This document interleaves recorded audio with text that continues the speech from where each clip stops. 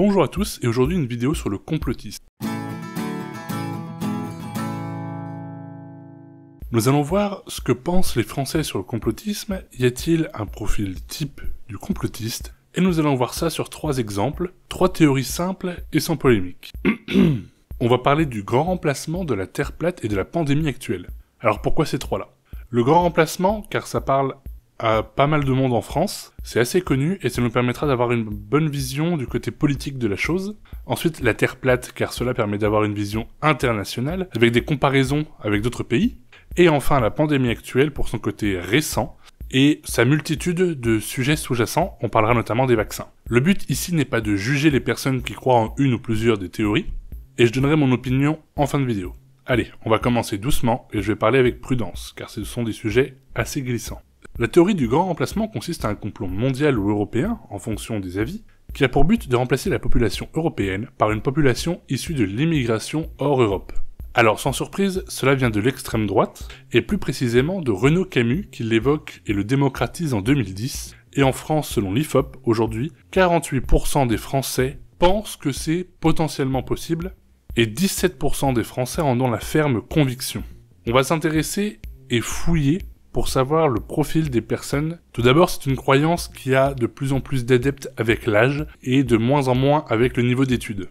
Ce qui nous intéresse est le placement sur l'échiquier politique. Sans surprise, le parti gagnant est le Rassemblement National et l'extrême droite, avec plus de 70% des votants qui y croiraient. Mais il est important d'avoir une vision d'ensemble. Le parti le plus bas est Europe Écologie Les Verts avec quand même 22%, et l'extrême gauche compte un votant sur 3, un tiers, qui y croirait. Ce qui peut surprendre et qui moi m'a surpris, car je pensais vraiment que c'était presque exclusivement de l'extrême droite. Bon, donc voilà pour la première, on va passer à un point de vue international, grâce à la théorie du complot qui est sans doute la plus connue au monde, celle de la Terre plate. Alors, je vais pas vous l'expliquer, car c'est dans le nom, et que si on va dans le détail, il y a plusieurs variantes de la théorie, et ça va être assez long. Alors comme pour le grand remplacement, il n'y aura pas de jugement, et en France, 9% y croient. Une dominance chez les 18-25 et les partisans des deux extrêmes. Pour comparer, on va prendre 2 pays, les USA et le Brésil. Ils sont respectivement à 16 et 7%. Malgré de faibles taux d'adeptes, cette théorie est connue et a même des réunions, notamment au Brésil, où a eu lieu la première convention mondiale. Cette théorie a sûrement de beaux jours devant elle, surtout que les adeptes sont souvent très jeunes. Ces réunions et leur détermination à prouver leurs croyances fait souvent parler, de par des expériences et des campagnes de crowdfunding notamment. C'est une théorie qui, il y a plusieurs années, a causé quelque chose de dramatique. Un platiste, c'est comme ça qu'ils se font appeler, est tragiquement décédé après être monté dans une fusée de sa conception, afin de prouver ses croyances. Il voulait s'envoler dans le ciel, prendre une photo que la Terre était bien plate. Ça n'a pas réussi. Pour revenir à la France, nous ne sommes pas les plus croyants, nous sommes dans une moyenne internationale, en sachant que les États-Unis font bien sûr partie de la tranche haute avec leurs 16%. Enfin, nous allons parler de la pandémie. Sujet à de nombreuses théories du complot, à ne pas confondre ici doute et théorie du complot. Par exemple, on peut avoir des doutes sur l'efficacité d'un vaccin, fait rapidement, comme l'ont exprimé des professionnels du domaine au début de la campagne de vaccination. Par contre, croire à des puces ou à un contrôle de la population grâce à quelque chose qui serait dans le vaccin, considérer ça comme de la théorie du complot. De nombreuses questions ont été posées en sondage vis-à-vis du virus, comme est-ce que le virus a été créé en laboratoire, ou l'État nous cache-t-il des informations, et même des sondages sur des questions plus surprenantes, comme est-ce que le virus a un lien avec la 5G. On remarque des similitudes de profil avec l'âge, les jeunes ont tendance à plus y croire à plus de théories. Ce qui va à l'inverse de la première théorie vue dans cet épisode, mais plutôt avec la seconde. Et pour parler un peu de profil et de croyances, une étude de la Fondation Jean Jaurès nous présente les personnes qui croient aux déclarations du professeur Raoult, notamment au début de l'épidémie. On ne va pas parler des propos de monsieur Raoult, car ce n'est pas le sujet. Et on remarque que les personnes qui ont tendance à le suivre, ce sont des gens qui ont perdu confiance envers les politiques, les médias, et s'informent principalement grâce aux réseaux sociaux. On remarque aussi qu'une grande partie d'entre eux croient en une ou plusieurs autres théories du complot, notamment celles qu'on a parlé avant. Les chiffres sur le placement politique ne nous permettent pas de dégager une tendance, c'est assez éparse. De plus, le virus a fait beaucoup parler avec le film Hold Up, qui fait l'apologie de nombreuses théories.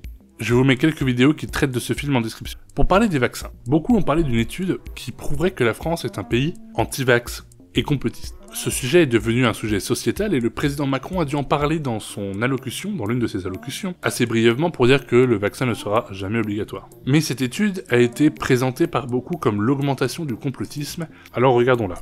Déjà, 63% des personnes qui ne veulent pas se faire vacciner mettent en avant le fait que le vaccin est fait rapidement, sans recul.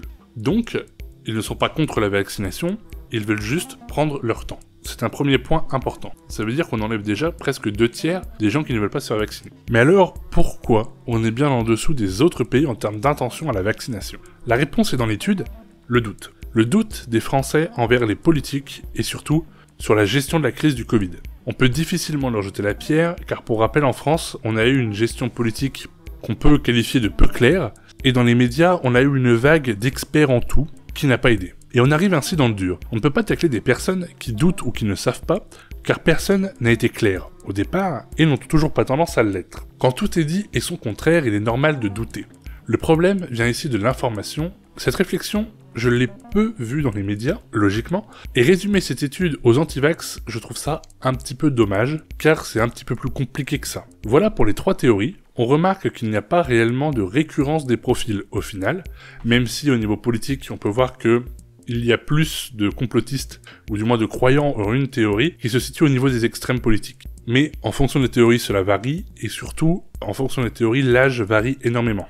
Ce constat, pour ma part, m'a un peu surpris, parce que lorsque j'ai commencé cette vidéo, je pensais trouver un profil type. La seule chose qu'on peut voir, c'est que dans les complotistes qu'on peut dire assez à l'extrême, qui croient en plus de 7 théories du complot, on peut juste remarquer qu'il y en a de moins en moins avec l'âge.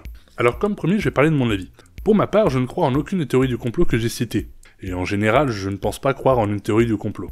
Cela ne m'empêche pas de m'y intéresser, comme je le fais aujourd'hui, ou, pour comprendre ceux qui y croient, d'avoir un esprit critique, que ce soit envers ces théories, qu'envers toute source d'informations sérieuses ou non. Ça m'est déjà arrivé de discuter avec des croyants de la Terre plate, par curiosité, pour comprendre quel est leur raisonnement. Et ce sera avec plaisir que je recommencerai si j'en ai l'opportunité. Sur ce, je vous dis à bientôt pour une prochaine vidéo, et prenez soin de vous.